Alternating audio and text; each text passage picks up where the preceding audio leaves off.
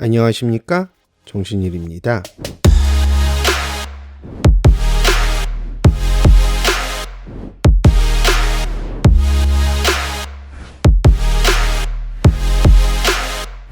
이번 코너는요, 일본 반응이라는 코너가 되겠습니다.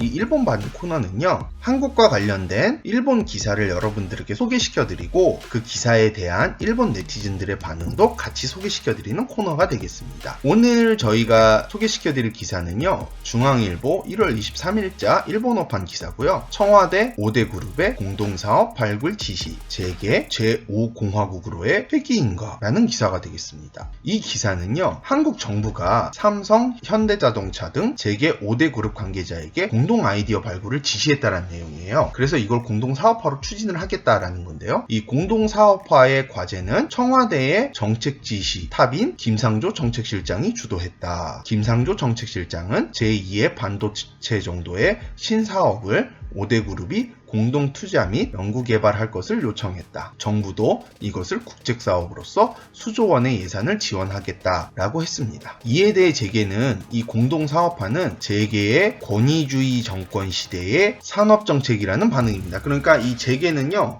이게 1980년대, 그러니까 전두환 정권 시절이라든지 아니면 그 전 정권, 그 박정희 정권 시대에 꼭 공동사업화 또는 억지로 그 사업 구조 조정을 시켰던 그 시대의 산업정책 같다라는 반응을 한다라는 거예요. 그러니까 현대시대에 이게 맞지가 않죠. 왜냐면 우리나라의 1년 예산이 518조 원인데 이것도 너무 많다고 지금 난리가 아니잖아요. 그런데 삼성전자 1년 매출액이요, 200조 원이 넘습니다. 그럼 이제 5대 그룹 다 합치면 우리나라 1년 예산은 뭐 껌이겠죠, 당연히. 근데 누가 누구를 지원을 하고 누가 누구한테 지시를 해요. 그리고 기업들은요, 원래 돈이 되면 공동사업해요. 돈이 안 되면 안 하고요. 그리고 어떨 때는요, 서로 소송까지 벌이면서 아주 소송전도 불사를 하죠. 지금 실제로도 이 기사에도 나오지만 그 화학 분야에서 SK, 롯데 등이 지금 소송전을 벌이고 있죠. 근데 이 상황에서 공동사업화를 지시하겠다 뭐 하는 거는 사실 너무 시대착오적인 발상 아닌가요? 그리고 이들은 대기업이잖아요. 조그만 기업들 모여갖고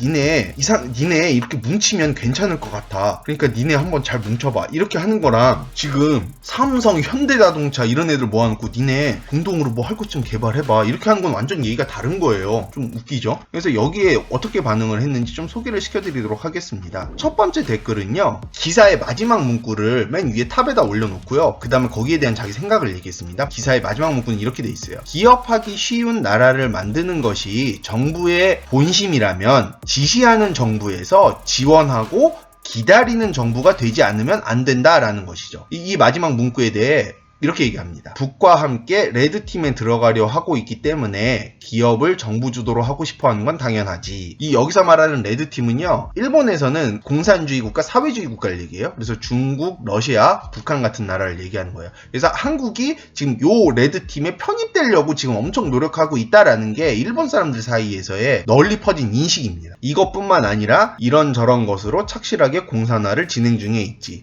응원한다? 그러니까 이게 무슨 말이에요? 이 사람은 약간 우익적인 사고방식을 가진 것 같아요. 그래서 한국이 망하기를 바라는지도 몰라요. 아니면 레드팀에 들어가는 한국을 반기지를 않는 거예요. 그러니까 그래, 잘한다 니네 완전히 공산주의로 가네. 가 망해 와 파이팅 문재인 화이팅 이러면서 비꼬고 있는 거죠. 기분 나빠요.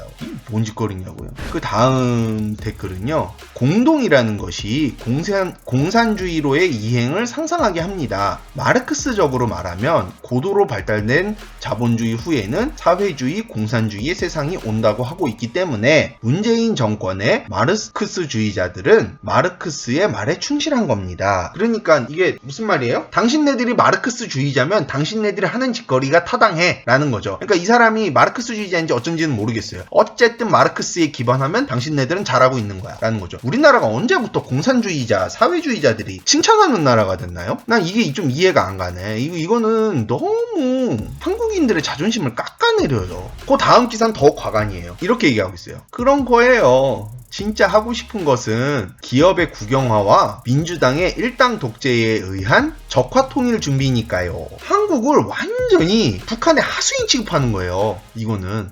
그렇잖아요.